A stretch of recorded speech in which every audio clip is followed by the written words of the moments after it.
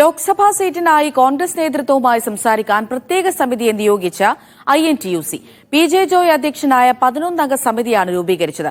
സംഘടനയ്ക്ക് ഒരു സീറ്റ് വിട്ടുകിട്ടണമെന്നാണ് INTUCയുടെ ആവശ്യം. ഞങ്ങൾ ഈ ആവശ്യങ്ങളൊക്കെ പറയുന്നത് പാർട്ടിയെ അങ്ങനെ അത്തരത്തിൽ രൂപപ്പെടുത്താൻ വേണ്ടിയാണ്, അല്ലാതെ പാർട്ടിയെ തകർക്കാൻ വേണ്ടിയല്ല. ചില ആളുകൾക്ക് അത് അങ്ങനെ തോന്നുന്നുണ്ടാവും, പാർട്ടി എന്ന് പറഞ്ഞാൽ അവരുടെ സ്വന്തം കയ്യിലിരിക്കുന്നതാണ് പാർട്ടി. അതൊന്നും അല്ലല്ലോ പാർട്ടി. അപ്പൊ സ്വാഭാവികമായിട്ടും എല്ലാ സ്ഥാനമാനങ്ങളും കഴിഞ്ഞ ചില ആളുകളാണ് വയോധികന്മാരാകുമ്പോൾ പൊട്ടിത്തെറിക്കുന്ന ആളുകൾ ഈ പാർട്ടിയുടെ പാരമ്പര്യം എന്താണെന്ന് കൃത്യമായി അറിയാത്തവരാണ്. ഈ പാർട്ടിയുടെ ഒരു പ്രവർത്തനത്തിൽ ഞങ്ങളെല്ലാവരും ഉള്ളവരാണ്.